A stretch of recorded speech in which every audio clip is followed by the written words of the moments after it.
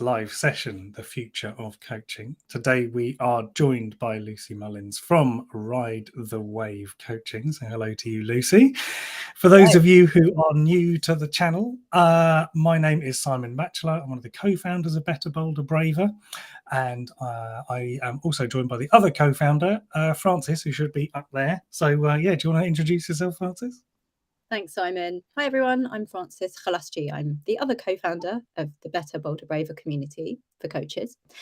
And we're thrilled to have Lucy here. Lucy is our second guest this year in the series that we have decided we're going to be working on most intently in our podcast this year, which is the future of coaching. And we heard from Robbie Swale last time. And this time we're pleased to have one of our favourite coaching training providers here with us to talk about the future of coaching from Ride the Wave's perspective. So I'm going to let Lucy introduce herself, what Ride the Wave is, and to tell us all about the future of coaching as the Ride the Wave team see it. Thank you, Frances and Simon. Lovely to be back seeing you, and lovely to be feeling better, because I think last time we met I had COVID and I refused to go on screen because I was in my pajamas. I thought I was on a podcast, so I remembered that I'm not on a podcast and that people can see me today. So wonderful to be here. I am one of the co-founders, along with Sonia Shellard, of Ride the Wave Professional Coach Training, and we develop coaches and want to be coaches to enhance their coaching skill sets and to accredit as professional coaches. We are delighted to work alongside you at Better, Bolder, Braver to then help people be on that journey and tell the world about their brilliant coaching skills and help people in the world make waves. That's what we talk about. How can we use coaching, professional coaching, to make waves in the world, to help change people's lives for the better? So that's a little bit about what we do at Ride the Wave. Thank you. When I said to you, will you talk to us about the future of coaching, what came to mind? I was excited to talk about the future of coaching. So I read this brilliant book, which actually handily I found on my coloured bookshelf behind me 3 years ago when it first came out. It's called The Future of Coaching by my coaching guru, Hetty Einzig, who is the editor of the Association for Coaching magazine. And I was lucky enough to be in a book group with her just as she was publishing this book. So I immediately bought it and read it. And I've been on subsequent courses with her. She really is a guru of all things coaching. So I kind of pulled that out when you asked me and had a look through. And it's still, it's written 3 years ago and it's still hugely relevant. And I think actually a lot of inspiration I took from that, I bring into what we do at Ride the Wave. So it wasn't a hard step for me to think, I don't know about the future of coaching. I think the values that Sonia and I have put into Ride the Wave, so community, social impact, laughter, and celebrating diversity, are 4 core values which go through everything we do. For me, they are the future of coaching. And I don't think there's maybe been enough of some of coaching to date. And we've talked quite a lot about this, Frances and Simon, but this idea of coaching being very much a sort of privileged thing that happens to leaders of big companies. And we have certainly seen that in trying to recruit people to Ride the Wave. Younger people say, oh, no, I can't be a coach because you have to be old and important and grown up to be a coach. And it's not true. And we feel very passionately about that, because that diversity of perspective and experience is really important, and to make coaching more accessible to more people so that it can have a positive impact on people's lives. So when you said the future of coaching, I thought, great. I feel like we're already doing that, and we're doing it slightly differently. People are quite surprised sometimes by the diversity of coaches we have in our network, or the type of people that train with us. We've had a bishop, we've had artists, personal trainers. We've had the leader of the gospel choir, who just won BBC Gospel Choir of the Year, train with us, and he uses it with his congregation up in Leicestershire. So we do really have a hugely diverse range of people who come and use coaching to make a positive impact in the world in different ways. Simon, how does that land with you? How does it make you feel hearing that? Yeah, I think it's really inspiring, because I think there is a preconception. I totally resonate with what you were saying about the preconceptions people have about you have to be old or experienced or wise in your years to be a coach. And I think there is a certain level of that kind of preconception in the eyes of people who want to become a coach, but also the people looking for a coach. So I've been speaking to quite a few people about looking for a coach, or, you know, what do you look for when you look for a coach, just out of interest, because I'm always curious. To sort of often my go-to question when I'm explaining what we do, I say, oh, we work with coaches, and I say, just out of interest, what would you look for if you were looking for a coach, just to hear what they say, because it gets them talking about coaching without them really knowing I'm getting them talking about coaching, but secret's out of the bag now. So but the interesting fact there is a lot of people say, oh, well, I'd want someone who's done it before. And then I'm sort of like, oh, that's interesting. Tell me more about that. And I think there is this preconception that in order for someone to be able to coach, they need to have done it or have the lived experience of that. So I think it's important, the work you're doing, in saying, actually, that's not true. You don't necessarily need that to be a factor when you're looking for a coach, or when you are deciding whether you are the person who's right or should be able to train to be a coach. So yeah, that is really interesting. It's sometimes, I know, and I think sometimes it is relevant, but I think there's an element of our psychology of sticking with people we know. So sometimes, you know, if somebody comes to me and says they're looking for a coach, they'll say, oh yes, I'd like a, you know, a middle-aged woman that's got, you know, a mother. And that, guess what? They're a middle-aged woman who's a mother. And yes, sometimes you want that, because I think sometimes people forget that you can have empathy and compassion, actually, which is more important than empathy. You have that compassion when you don't have that lived experience, and actually you might offer a broader perspective. But we have that kind of like for like of, oh, I need someone who's also been the CEO of a building company. Well, do you? Or might it be really that's a mentor, in my view, you know, have someone that's walked that path and actually will provide that advice. But actually, and I really see this a lot on Ride the Wave with all our coaches in training, they're very scared at first to coach people outside of their industry or even their age bracket. And then when they do, they realize how much more impact they can often have, because the advice monster, as we call it, that need to go, oh, I've done that, I know what I did, let me tell you. They don't have any advice. I don't know. So I've noticed this in my own coaching recently. I've gone back to doing quite a lot of coaching one-to-one, which I haven't done for a long time. And I've really enjoyed picking up a broader portfolio. And I have noticed that I coach dads really well. I'm really good at coaching dads. I don't have children. I'm a very proud auntie. I love my single life. I've never wanted to have a family of my own, but actually a real sweet spot for me is coaching dads. And I think there's a sort of safety there in the fact that I almost don't have any idea what it's like to be a parent. And I'm very, very upfront about that. And it's never explicitly why people come to me, but after a few sessions in and they've got to know me, and I say, well, do you have children? I'll say no. And then they say, can I just talk to you about my kids? And actually, at first, I remember that panic, and I took it to supervision. And I thought, oh my goodness. And I thought, no, Lucy, don't be ridiculous. This is exactly what I tell all my coaches in training. Coach well outside of your comfort zone, which, you know, I often coach in industries I know nothing about. But I think the thing with children and families, it feels, you know, it's such an important thing for people. But that's been really interesting for me. So just as an example of how broader perspective and diversity of thought. Yes, yeah, I think that's really interesting, and a very good coach I worked with a number of years ago, a business coach. We specifically chose him because he had lots of experience in running businesses, but he had no kind of experience in running a digital or a web business. All his experience was like treading the floor, you know, like running, you know, going to offices, doing the sell. You know, I used to work for UPS, selling UPS services, used to sell satellites and like phone systems and stuff like this. And it was just, and he'd also run a pub. I mean, it's just all his different experience. Yeah, it's great, isn't it? Just all of these things are just like, we need to check this and have you, you know, but he could ask the questions that if you were trying to advise, as it were, as you said, mentor, like, well, last time I did it like this. You're giving advice, aren't you? Whereas if you don't have that, you're from the outside in. You just, why do you do it like that? I don't know. And I guess that's the question, isn't it? It's really interesting.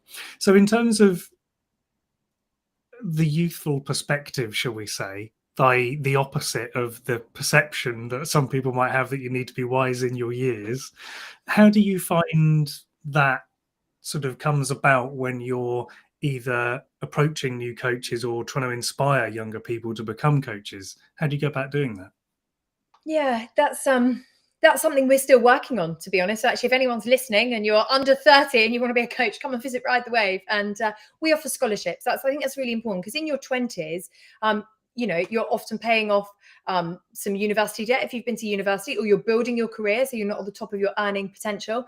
You might be thinking about paying for a wedding, having a family, or buying a home, which are all things I think about in my life at Stepladder, because we help people save. When I'm not doing Ride the Wave, I'm co-founder of a business that helps people save money for important life events. So I know that in your 20s, like, your major goal is probably not putting quite a few £1,000s into a professional development program to become a coach. So one thing we do is we do offer partial scholarships to Ride the Wave to help younger people and people from diverse communities to access coach training. And I think that's really important. We offer our seasonal refresh workshops, which I know that you have joined us on. Sometimes we run the spring, summer, autumn and winter for free at lunchtime, 45 minutes. And again, that's just to allow people to come along without any need to pay and just get a little taste of some professional coaching tools. And not everybody needs to become a professionally accredited coach. Some people just need a few little tools and a little bit of an understanding of a coaching mindset to start making a positive impact. So there is definitely, to go back to your question about getting the young people in, there's that barrier. Then there's also the confidence barrier and the imposter syndrome. And luckily, Sonia and I are experienced coaches, so we're quite good at helping people overcome that. But there is a little bit of work to do, particularly after that first module. We'll sometimes get a phone call from someone saying, oh, everyone's so grown up, or everyone's got so much experience, or what have I got to add? But then you also get the flip side of people that have been out of education for longer and they're coming back, and yes, they seem to be very experienced, but actually they're a bit scared about going back and doing a training program again, because it's a long time since they've had to learn anything.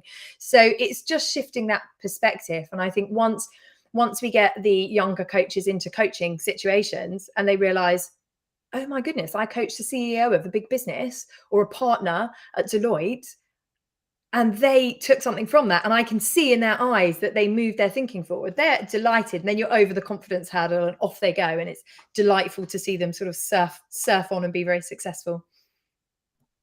What I really like about the Wave community, as far as I can see it, and from our conversations, Lucy, is that you do also have some incredibly sort of high-flying individuals who fly in and do some amazing training with you, and then are able to kind of quite quickly establish a business because they have an amazing network. And what I like is, when I think about diversity, it's as much like fast track access to people who are privileged, in order that you learn the vocabulary and you can actually see and start to visualize how that might be something that you're not that far away from, which is the nature of the guide and the hero, which Simon and I talk about a lot. So, in a community, to be able to bring people, and in fact, we've got our first, I think, MBE in the Better Bolder Braver community, and then we've got quite a range of people ourselves. And it's lovely because people, are brought together, and you think, God, these people, you wouldn't normally assume that they would be having a chat together on the tube or something. And yet here they are in a Zoom chat, connecting, and actually there's not a lot of space in between them. So I think the other thing you do, as well as champion access, and just to reiterate, if anyone is listening in, I'm already, my brain is going about the ways in which I might be able to support your recruiting of people, young people. You're also making sure to provide, and you're able to provide, this coaching training service for quite a wide range of people, which is no mean feat, because you're meeting every single one of them where they are. And you're very seasoned in this. You've been doing it for a long time. You've worked out a curriculum, a method, and a way of holding space that seems to make everybody feel very included. And you've got this wonderful community. And you've talked about the seasonal refresh workshops that you offer, which are really accessible because they're free. Tell us a little bit about the supervision that you provide as well for people once they've qualified, so that they can continue with the values that you're instilling. Absolutely. So for anyone listening that doesn't know, professional coaches need to be in ongoing supervision. Initially, that's 1 hour of supervision for every 15 hours of coaching. And then as you get more experience, you can have 1 hour of supervision for kind of 20 or 30 hours of coaching. So on the program, we offer supervision in every module. So you're always logging supervision. But coaches get their coaching hours at different rates. Some people are doing 20 hours coaching a week. Other people might log 1 hour coaching a week. So consequently, they need different amounts of supervision.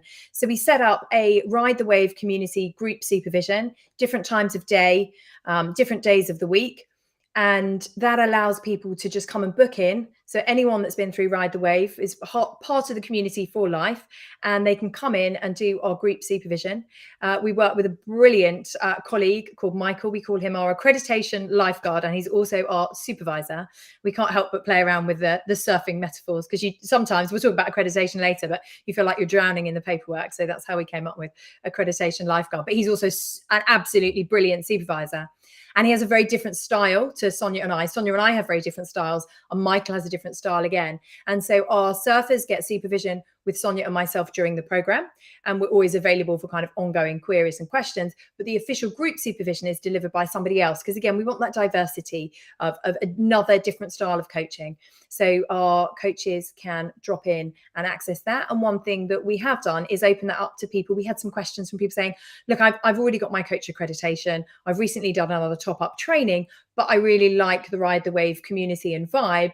What can I join? So we've actually opened up the group supervision so people can come and take part in that. And it's really lovely because we have up to 8 people in a group supervision. And once again, you're sitting next to somebody that might have an OBE, or somebody that's, I've got Samuel on my mind because he just won this BBC Gospel Choir of the Year. And if you haven't seen it, it is beyond joyful. He's on LinkedIn and it's glorious. But, you know, that for me was just something that was so different, to have somebody that is running a whole church community alongside, you know, the kind of partners from the Big Four, alongside bankers, artists, personal trainers, HR professionals. It's such a lovely, diverse group. And that carries on in the supervision. So you turn up, and our surfers love it, because sometimes they see one of their old buddies from their wave that they were in and they know quite well.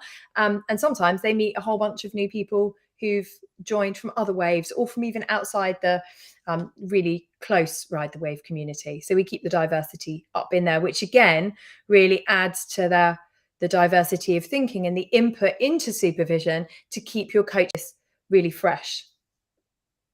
Actually, yeah, thank you also for sort of volunteering to dive into the admin fun that is accreditation, which I'd like to pick up on, if that's all right, because one of the ways in which we work really well together is that well, you can talk about continued professional development and how what you do segues nicely into the coach's marketing journey, perhaps by giving people an overview who might not be familiar with what accreditation actually means and what it entails. And by all means, talk about the money, because I think that's something that people want to know about, right? So coaching is not a regulated profession. And so I get this question a lot, and I've made a few videos on this. So I'll give you the kind of short version of this. Is you can do an accredited coach training program to become a qualified coach. And so Ride the Wave, for example, is an ACCT, an accredited certificate in coach training. And there are lots of coach training programs out there that have this accreditation from either the ICF, the AC, or the EMCC, which are the professional bodies for coaching. Once you do a qualification like that, you're a qualified coach and you've done an accredited training program, but you're not accredited. So once you've got your certificate, that's almost the first stage of getting accredited.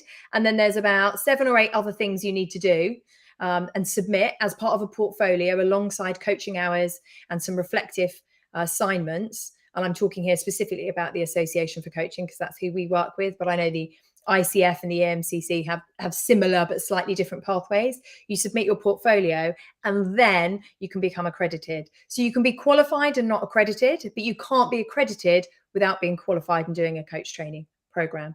So it's actually a brilliant process. And I can say that because I've just been through accreditation for the second or third time, and I was kind of dreading it. And then actually when I sat down and did it, I was like, wow, this is really well designed. It's amazing professional development to sit down and reflect and pull together your case study and record a session, all of the things you have to do. So we provide this accreditation support for people in the community, because what I found when I did my coach training and speaking to other coaches is you get your qualification, you're really excited, but you very quickly lose momentum with getting accredited.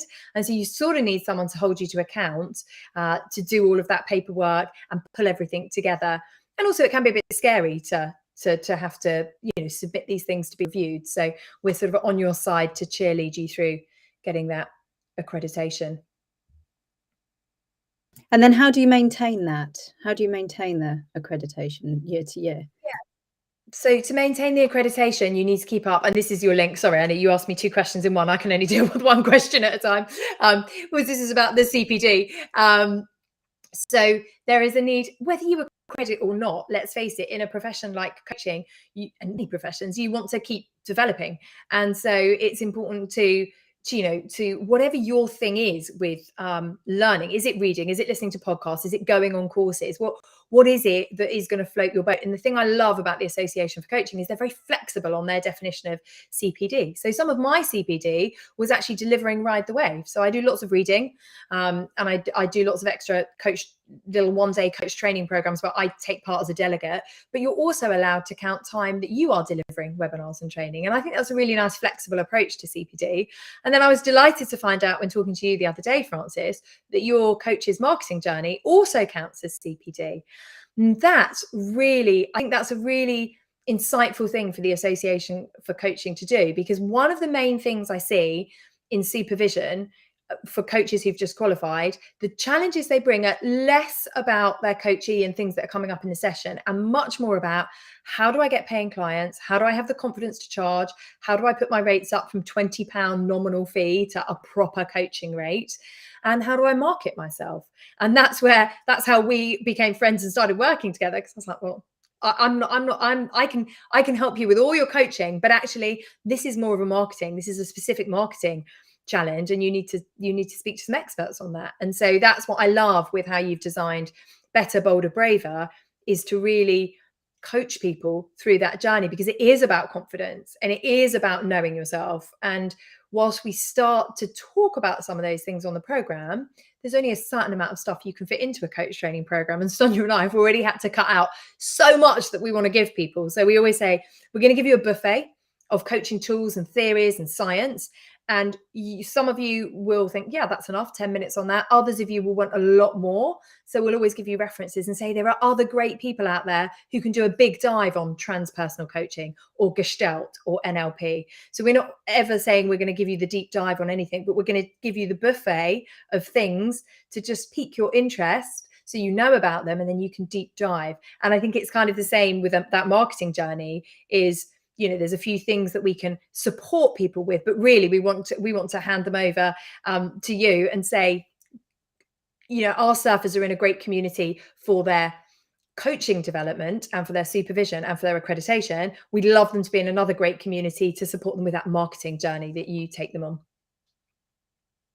Thank you. I think, we really appreciate that. We're probably much more aligned in our philosophies than we realized when we first became close as organizations. And actually parenting is coming up for me, the concept of how you decide to raise children. And the image I had when you were talking about how open-minded the AC is about continued professional development was, I was a brownie a long time ago, but one could get badges for the most insane range of random things, right? Like from cake baking to knot tying to floor sweeping to singing to, you know what I mean? You name it and you could get a badge. I don't think I got many, by the way. And there were girls there who were dripping in badges. They'd done all the things.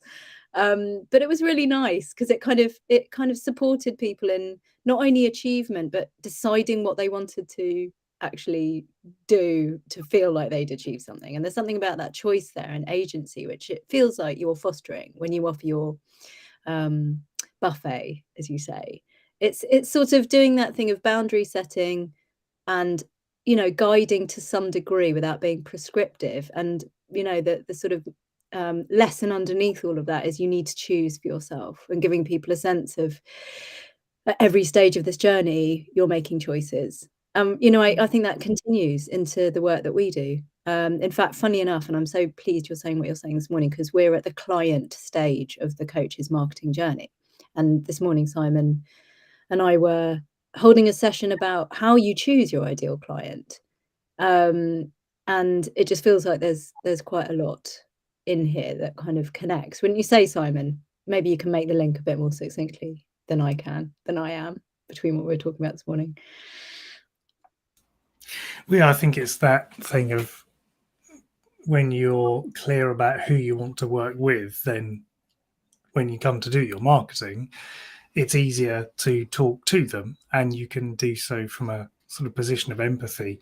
But I think understanding the work you do and the impact that has, and the power that working with someone can have, or in helping them make the change they seek to make, then once you understand that, it can become a lot clearer as to who it is you want to work with.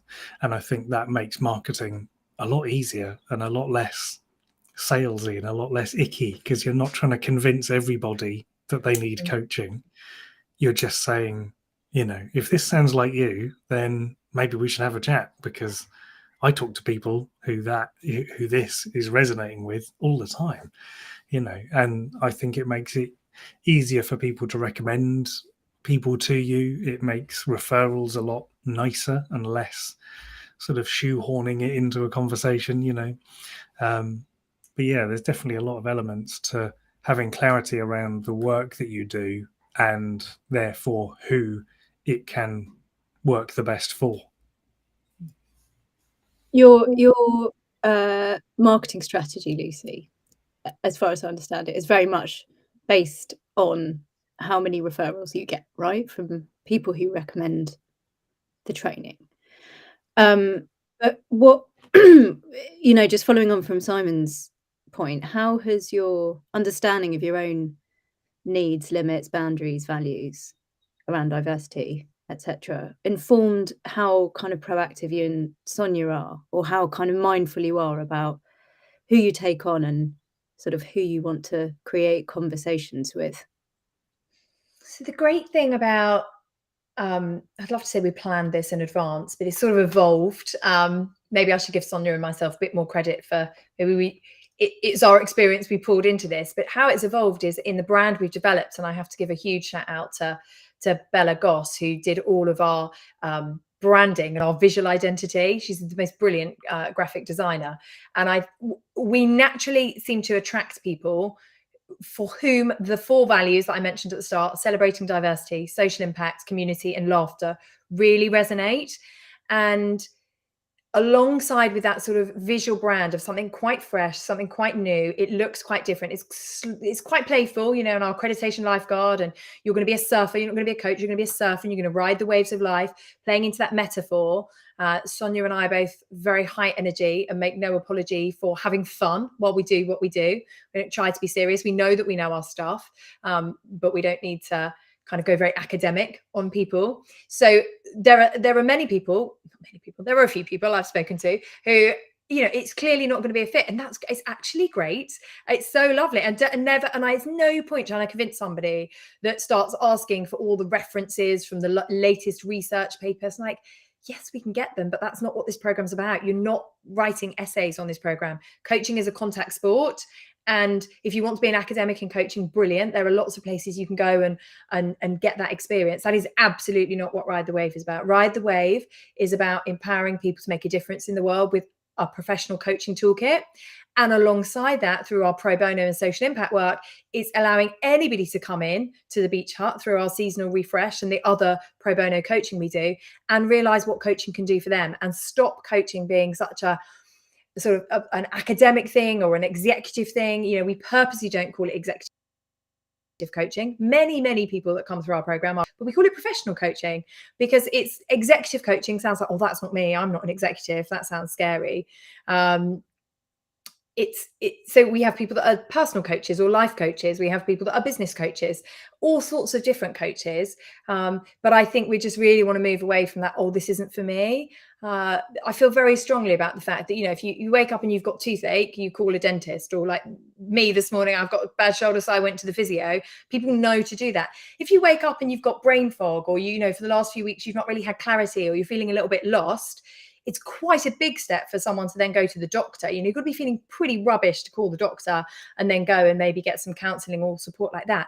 But most people don't know there's something called a coach. And I'm not wild about the name coach or coaching. I don't think it really helps our profession grow and allow people to really experience the benefit of it. But there is a professional out there that can help you clarify your thinking, move forward, overcome a challenge without the kind of barrier that I think there still is very much in this country, certainly compared to a lot of my friends in America, for going and getting a counsellor or a therapist. And actually, often that's not what you need if you've got that sort of challenge that isn't profoundly causing you kind of emotional turmoil, but is making you feel a bit stuck. And like, people just don't know outside of this world of coaching that, hey, there's someone you can go to. And so I think at Ride the Wave, we want to make that so much more accessible. The ICF global study that I think I shared with you last time we met said that the increase of knowledge about coaching is going up. So it's about 75% in the UK of a random sample said they knew about coaching, but only 30% had accessed coaching. And that was either as a coach or a coachee. So there's a huge difference between those that know about it and would like to get it. And I actually looked at the survey this morning knowing I was coming on here. And the two big barriers were I'm too old or too young for coaching, and cost. And so they're two of the things we're trying to smash at Ride the Wave by saying, well, come on in. You can come to some of our sessions for free. Do you want a pro bono coach? Well, if you can't afford coaching, guess what? We have an amazing hundreds of surfers who are working towards their accreditation. They're qualified coaches. They're not yet accredited because they're working towards that paperwork. They will happily offer either very discounted or pro bono coaching to people. So we offer that pro bono coaching service. And it's a way for someone to get a taste of it and realize, oh, there is this whole world out there where I can get support and help that people don't know about. So I want it to, I want coaching to become something like, oh, I've got a toothache, I go to the dentist. I've got a challenge, well, I'm going to call a coach. And it's not something that's seen to be so exclusive. There's so much. I hope people will listen back to this if they're listening. Those listening now, please listen back. So much of what Lucy just said is really gold dust. And you're a very busy person, so we don't have you for that much longer today. But I want to make sure that we just invite you to say a few words about two things. One is the parallel between us, which is from our side to tackle the toxic marketing bullshit, and from your side to tackle the toxic coaching world bullshit, which will speak to how I think you want to be an agent of change in the world of, as you've said, diversifying the coaching industry, but not just in terms of who can become a coach, but as you've just said, just sort of helping people understand that coaching is a thing that they could draw on. This kind of education piece, this big system education piece that I think you rightfully should see yourself and Sonia as part of. So any thoughts on that? And then I just wanted to say the other thing that's a commonality is that Lucy and I have been able to actually be human beings with each other. And a lot of the stuff we've talked about, and you mentioned it in terms of the word executive and this kind of shiny shit that people feel they have to maintain. And, people ask us questions that sit in that box around authenticity, vulnerability, and sort of how does that work in marketing? How can I be myself? How can I not freak out, burn out, and experience loads of trauma when I'm doing marketing about something that feels really sensitive? It all sits within the containment and understand self-awareness box. Lucy and I have discovered that we both love Barry's Bootcamp. Shout out. Now, we've sat in our underwear together in the changing room, and still we can do business together because we've been able to be human beings, and that's cool. I'm happy about that. And I think that's a commonality between, not that you'll sit in your underwear with us necessarily, but that you'll feel you can be who you are. And that's real. It's not just words. So I just wanted to almost die. I have said I did almost die, and Simon made a very wise choice not to join us because Francis is an absolute machine on the treadmill, and it was I'm just happy to be here, to be honest, after our experience at Barry's, but it was very joyful. So last But, yeah. words on the toxic. I don't want you to be naming and shaming. That's not the invitation, but it's more like, how are you looking to address what you think is, like, if you weren't here, what might happen in the future of coaching if Ride the Wave was not there, or people like Ride the Wave were not there? What would be your worst fear about how coaching might evolve that you're trying to tackle? Oh, no, I mean, I never name and shame, and there isn't anyone to name and shame. It's more just exactly that, just to have something a little bit different for people that want to access coaching resources. So this is not just people that want to have coaching, but also people that want to use coaching skills, but don't want to do a professional coach training program. So Sonia's always had this lovely phrase about there are so many resources in the world, they're just not equally shared out. And so at Ride the Wave, that's why we give away, like in a 45-minute session, we'll give away 3 of our coaching tools, and many of them are available on the website, and we'll share them on social media, because why not? Like, why not share? If we've got something that might help somebody, why not share it? If there's a manager in a role struggling away and thinking, oh gosh, I'm never going to get funded to do coach training, but here's a couple of tools, or I learned something at that 45-minute seasonal refresh with Ride the Wave, and that helps them become a better manager and leader, and then motivates their team.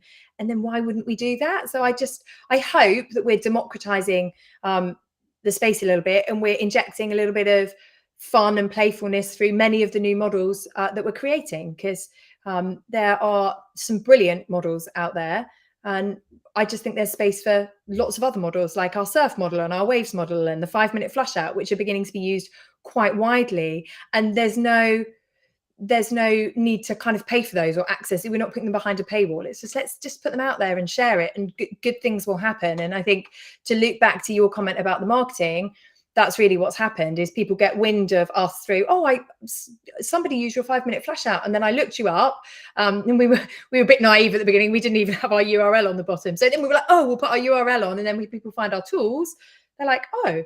So yes, it does help with our marketing. That's absolutely not why we did it. We weren't that smart. But then it just shows that when you do something good or for the right reason, or it is authentically you, and that whole idea of sharing and giving back is authentically Sonia and I, then good things happen. And so people say, so for example, somebody just signed up for the program because they received some pro bono coaching through a charity they were working for. They heard about Ride the Wave, and then they were like, I might come and train as a coach. So it ended up being recruitment. We absolutely weren't offering that because of that. And then somebody will say, my husband, my partner, my daughter got some pro bono coaching through you guys. Can I learn more? And so that was absolutely authentic to us. And we both still do coach in the corporate world, but we decided we wanted to kind of broaden that out and experience working with other people. And then look what happens when you are authentic. You really attract, exactly as you were saying, you just attract the right people when you are being authentic. And, we're definitely not everybody's cup of tea, and that's good. There's so much we can talk to you about. Maybe the next episode with you, Lucy, is about pricing for corporate work in a way that makes you feel confident about diversifying your coaching portfolio so that you can offer things to people who may not be in the same affordability bracket, because I think that could really support a lot of our listeners as well. I'll leave Simon to round up today, but thank you so much. It's been really amazing having you on again, and just lots of love to you, Sonia, and the Ride the Wave crew. And we look forward to seeing any of your graduates that feel they need support. Thank you. Thank you, Frances. Excellent. Thank you very much, Lucy. It's been really great to talk to you, and I'm sure we can we can carry on the conversation on another session soon. Thanks very much, everybody, for listening and watching. Do join us next time for the Future of Coaching with Helen Isaac. There we go. I'll get that through. So yes, Helen Isaac will be joining us next time. So do join us then. Thanks very much, everybody. See you next time.